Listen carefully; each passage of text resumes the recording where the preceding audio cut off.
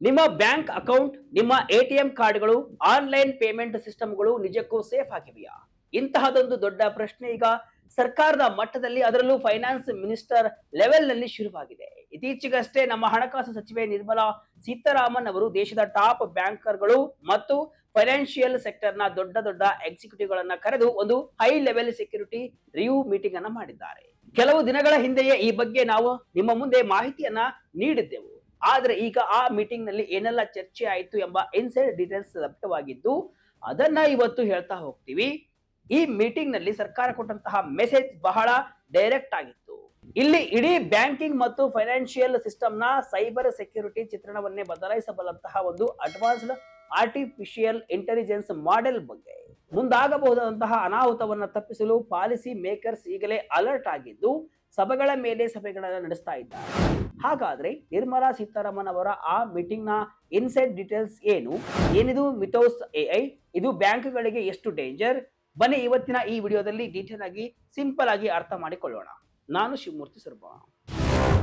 Nirmala Sitharaman meeting ನಲ್ಲಿ ಏನಾಯಿತು? ಭಾರತದ ಬ್ಯಾಂಕ್ಗಳಿಗೆ ಇರುವ ದೊಡ್ಡ ರಿಸ್ಕ್ ಏನು? ವೀಕ್ಷಕರೇ, ಈ ಮಿಥೋಸ್ ಎಐ ಅಂದ್ರೆ ಏನು ಅಂತ ಮೊದಲು ನೋಡ್ಕೊಂಡು ಹೋಗೋಣ. ಆಮೇಲೆ ಮೀಟಿಂಗ್ ನಲ್ಲಿ ಏನಾಯ್ತು ಅಂತ ನೋಡೋಣ. ಬೇಡ, ಮೊದಲು ನಿರ್ಮಲಾ ಸೀತಾರಾಮನ್ ಅವರ ಮೀಟಿಂಗ್ ನಲ್ಲಿ ಏನಾಯ್ತು ಎಂಬುದನ್ನ ನೋಡಿ ಆಮೇಲೆ ಕ್ಲಾಡ್ ಮಿಥೋಸ್ ಬಗ್ಗೆ ನೋಡ್ಕೊಂಡು ಹೋಗೋಣ. ಯಾಕಂದ್ರೆ ಈಗಾಗಲೇ ಹಲವು ಸಲ ಮಿಥೋಸ್ ಬಗ್ಗೆ ಬಹಳ ವಿವರಣೆ ನೀಡಿದ್ದೀವಿ. ಏಪ್ರಿಲ್ 7ರಂದು ಈ ಮಿಥೋಸ್ ಎಐ ಬಗ್ಗೆ ಅನೌನ್ಸ್ ಆದ ತಕ್ಷಣ ಪ್ರಪಂಚಾದ್ಯಂತ ರೆಗ್ಯುಲೇಟರ್ಗಳು ಅಲರ್ಟ್ ಆಗಿದ್ದಾರೆ. ಅಮೆರಿಕ ತಮ್ಮ ಬ್ಯಾಂಕ್ಗಳಿಗೆ ಟೆಸ್ಟ್ ಮಾಡಲು ಹೇಳಿದೆ, ಆಸ್ಟ್ರೇಲಿಯಾ ಅಲರ್ಟ್ ಮಾಡಿದೆ, ಜರ್ಮನಿ ಕೂಡ ಈ ಟೆಕ್ನಾಲಜಿ ಆಕ್ಸೆಸ್ ಕೇಳಿದೆ.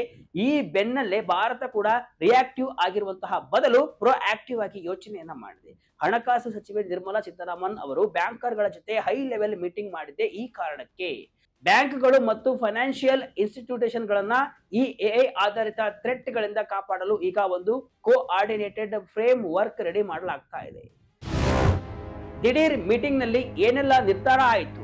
ನಿರ್ಮಲಾ ಸೀತಾರಾಮನ್ ಅವರ ಮೀಟಿಂಗ್ ನಲ್ಲಿ ಏನೇನ್ ಚರ್ಚೆ ಆಯಿತು ಅಂದ್ರೆ, ಮೊದಲನೇದಾಗಿ ಎಲ್ಲಾ ಬ್ಯಾಂಕ್ಗಳ ನಡುವೆ real time cyber threat intelligence sharing ಇರಬೇಕು. ಅಂದ್ರೆ ಒಂದು ಬ್ಯಾಂಕ್ಗೆ ಏನಾದ್ರೂ ಪ್ರಾಬ್ಲಮ್ ಆದ್ರೆ ತಕ್ಷಣ ಬೇರೆ ಬ್ಯಾಂಕ್ಗಳಿಗೆ ಮಾಹಿತಿ ಹೋಗ್ಬೇಕು. ಇನ್ನು ಎರಡನೇದಾಗಿ fast response system, Indian computer emergency response team ಜೊತೆ ಸ್ಟ್ರಾಂಗ್ ಎಂಗೇಜ್ಮೆಂಟ್ ಇಟ್ಟುಕೊಳ್ಳುವುದು ಮತ್ತು ಇಂಡಿಯನ್ ಬ್ಯಾಂಕ್ಸ್ ಅಸೋಸಿಯೇಷನ್ ಮೂಲಕ ಎಲ್ಲರೂ ಒಟ್ಟಾಗಿ ಕೆಲಸವನ್ನ ಮಾಡುವುದು.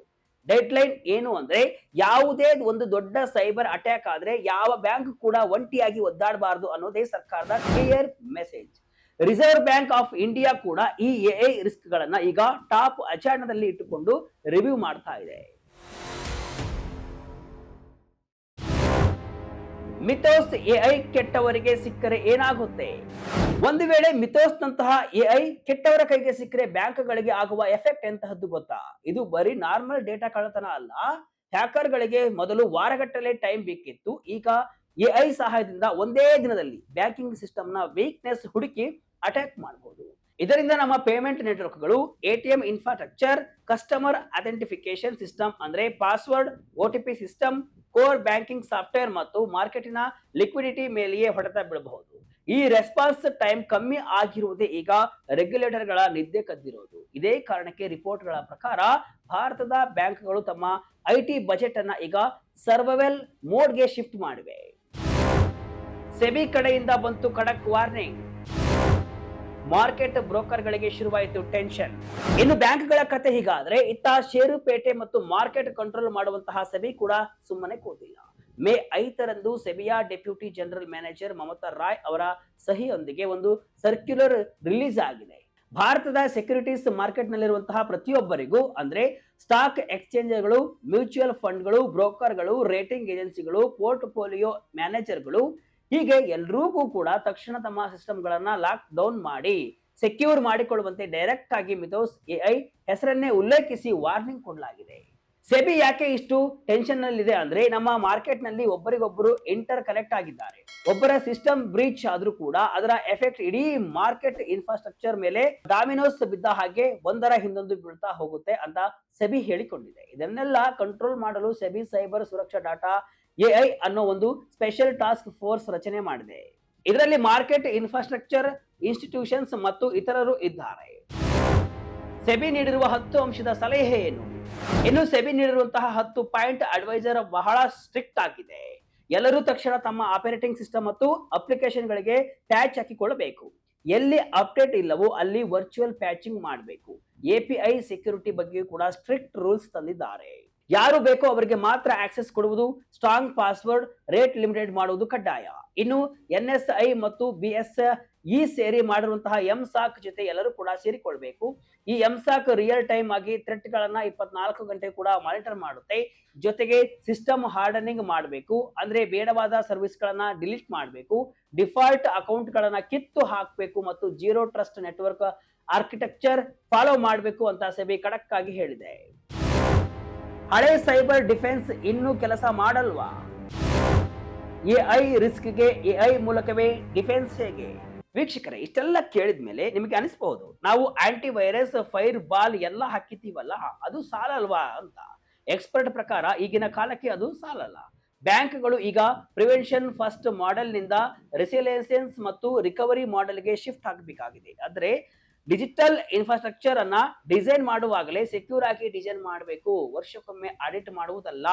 ಕಂಟಿನ್ಯೂಯಸ್ ಮಾನಿಟರಿಂಗ್ ಇರಬೇಕು. ಟ್ರಾನ್ಸ್ಪರೆಂಟ್ ಎಐ ಜೊತೆಗೆ ಮನುಷ್ಯರ ಉಸ್ತುವಾರಿ ಇರಲೇಬೇಕು. ಬ್ಯಾಂಕಿಂಗ್ ನಂತಹ ಸೆಕ್ಟರ್ ಗಳಲ್ಲಿ ಬರೀ ಎಐ ಮೇಲೆ ಡಿಪೆಂಡ್ ಆದ್ರೆ ಯಾರು ಜವಾಬ್ದಾರಿ ತಗೋತಾರೆ ಅನ್ನೋ ಪ್ರಶ್ನೆ ಬರುತ್ತೆ. ಹಾಗಾದ್ರೆ ಎಐ ಬರೀ ವಿಲನ್ ಮಾತ್ರನಾ? ಖಂಡಿತ ಅಲ್ಲ. ಎಐ ಅನ್ನೋದು ಈಗ ಡಿಫೆನ್ಸ್ ಟೂಲ್ ಕೂಡ ಹೌದು. ನಮ್ಮ ಬ್ಯಾಂಕ್ಗಳು already fraud detection, real time behaviour analysis, risk monitoring, credit decision ಮತ್ತು ಅನುಮಾನಾಸ್ಪದ ಟ್ರಾನ್ಸಾಕ್ಷನ್ ಗಳನ್ನ ಪತ್ತೆ ಹಚ್ಚಲು ಎಐ ಬಳಸುತ್ತೇವೆ. ಮೈಥೋಸ್ ನಂತಹ ಸಿಸ್ಟಮ್ ಗಳನ್ನು ಕೂಡ ಪಾಸಿಟಿವ್ ಆಗಿ ಬಳಸಿಕೊಂಡ್ರೆ ಥ್ರೆಟ್ ಗಳನ್ನ ಮೊದಲೇ ಪತ್ತೆ ಹಚ್ಚಿ ವೇಗವಾಗಿ ರೆಸ್ಪಾಂಡ್ ಮಾಡಬಹುದು. ಸೆಬಿ ಕೂಡ ಇದನ್ನೇ ಹೇಳಿದೆ. ನೀವು ಕೂಡ ಎಐ ಟೂಲ್ ಗಳನ್ನ ಡಿಫೆನ್ಸ್ಗೆ ಮತ್ತು ಆಟೋಮ್ಯಾಟಿಕ್ ಮಿಟಿಗೇಷನ್ಗೆ ಬಳಸಿ ಅಂತ ಲಾಂಗ್ ಟರ್ಮ್ ಪ್ಲಾನ್ ಕೂಡ ಮಾಡಲು ಹೇಳಿದೆ. ಏನಿದು ಆಂಥ್ರೋಪಿಕ್ ಮಿಥೋಸ್ ಎಐ ಟೂಲ್? ಇದನ್ನ ಪಬ್ಲಿಕ್ ಆಗಿ ಯಾಕೆ ರಿಲೀಸ್ ಮಾಡಿಲ್ಲ? ಈಗ ಏನಿದು ಮಿಥೋಸ್ ಎಐ ಏನು ಎಂಬುದನ್ನ ನೋಡೋದಾದ್ರೆ, ಕ್ಲಾಡ್ ಮಿಥೋಸ್ ಅನ್ನೋದು ಆಂಥ್ರೋಪಿಕ್ ಕಂಪನಿ ಡೆವಲಪ್ ಮಾಡಿರುವಂತಹ ಒಂದು frontier artificial intelligence model. Normal ಆಗಿ ಸೈಬರ್ ಸೆಕ್ಯೂರಿಟಿ ಟೂಲ್ಗಳು ಹೇಗೆ ಕೆಲಸವನ್ನ ಮಾಡುತ್ತವೆ ಅಂದ್ರೆ ಆಲ್ರೆಡಿ ಗೊತ್ತಿರುವಂತಹ ವೈರಸ್ ಅಥವಾ ಥ್ರೆಟ್ ಗಳನ್ನ ಮಾತ್ರ ತಡೆಯುತ್ತವೆ. ಆದ್ರೆ ಈ ಮಿಥೋಸ್ ಹಾಗಲ್ಲ. ಇದು ಯಾರಿಗೂ ಗೊತ್ತಿಲ್ಲದ, ಇಲ್ಲಿಯವರೆಗೂ ಯಾರ ಕಣ್ಣಿಗೂ ಕೂಡ ಬೀಳದ ತಪ್ಪುಗಳನ್ನ ಅಂದ್ರೆ ಜೀರೋ ಡೇ ಫ್ಲಾಸ್ ಅನ್ನ ಪತ್ತೆ ಹಚ್ಚುತ್ತೆ. ಸೈಬರ್ ಲೋಕದಲ್ಲಿ ಈ ಜೀರೋ ಡೇ ತಪ್ಪುಗಳು ಬಹಳ ಡೇಂಜರಸ್. ಯಾಕಂದ್ರೆ ಯಾರಾದ್ರೂ ಹ್ಯಾಕರ್ ಇದನ್ನ ಬಳಸಿಕೊಂಡು ಅಟ್ಯಾಕ್ ಮಾಡುವವರೆಗೂ ಯಾರಿಗೂ ಕೂಡ ಈ ತಪ್ಪು ಇದೆ ಅಂತಾನೆ ಗೊತ್ತಿರಲ್ಲ. ಈ ಮಿಥೋಸ್ ಎಐ ಕೆಪಾಸಿಟಿ ಎಷ್ಟಿದೆ ಅಂದ್ರೆ ಕೇವಲ 7 ವಾರಗಳ ಟೆಸ್ಟಿಂಗ್ ನಲ್ಲಿ ಇದು ಬರೋಬ್ಬರಿ 2000ಕ್ಕೂ ಹೆಚ್ಚು ಯಾರಿಗೂ ಗೊತ್ತಿಲ್ಲದ ಸಾಫ್ಟ್ವೇರ್ ವೀಕ್ನೆಸ್ ಗಳನ್ನ ಪತ್ತೆ ಮಾಡಿದೆ. ಅದರಲ್ಲಿ ಎಷ್ಟು ತಪ್ಪುಗಳು ವರ್ಷಾನುಗಟ್ಟಲೆ ಮನುಷ್ಯರು ಚೆಕ್ ಮಾಡಿದ್ರು ಸಿಕ್ಕಿರಲಿಲ್ಲ. ಅಷ್ಟೇ ಅಲ್ಲ, ಶೇಕಡ 83 ಕೇಸ್ಗಳಲ್ಲಿ ಮೊದಲನೇ ಅಟೆಂಪ್ಟ್ ನಲ್ಲೇ ಆ ತಪ್ಪನ್ನ ಬಳಸಿಕೊಂಡು ಹೇಗೆ ಹ್ಯಾಕ್ ಮಾಡಬಹುದು ಅನ್ನೋದನ್ನು ಕೂಡ ಈ ಎಐ ಮಾಡಿ ತೋರಿಸಿದೆ.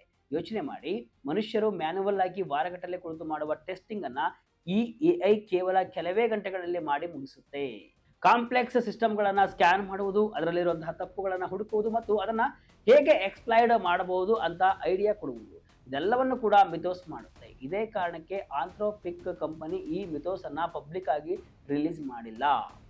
ಇದು ತಪ್ಪು ಜನರ ಕೈಗೆ ಸಿಕ್ಕರೆ ಆಗುವಂತಹ ಅನಾಹುತ ಊಹಿಸಲು ಅಸಾಧ್ಯ ಅಂತ ಆಂಥ್ರೋಪಿಕ್ ಒಂದು ಪ್ರೈವೇಟ್ ಗ್ರೂಪ್ ಮಾಡಿದೆ. ಅದಕ್ಕೆ ಪ್ರಾಜೆಕ್ಟ್ ಗ್ಲಾಸ್ವಿಂಗ್ ಅಂತ ಹೆಸರಿಟ್ಟಿದೆ. ಇದರಲ್ಲಿ Amazon web services, apple, Microsoft, Google ಮತ್ತು ಕ್ರಾಡ್ ಸ್ಟ್ರೈಕ್ ನಂತಹ ಟೆಕ್ ದೈತ್ಯರು ಮಾತ್ರ ಇದ್ದಾರೆ. ಕೇವಲ ಡಿಫೆನ್ಸ್ ಪರ್ಪಸ್ಗೆ ಮಾತ್ರ, ಅಂದ್ರೆ ಸೆಕ್ಯೂರಿಟಿ ಕಾಪಾಡೋರು ಮಾತ್ರ ಇದನ್ನ ಸೆಲೆಕ್ಟೆಡ್ ಸಂಸ್ಥೆಗಳಿಗೆ ಕೊಡಲಾಗ್ತಾ ಇದೆ.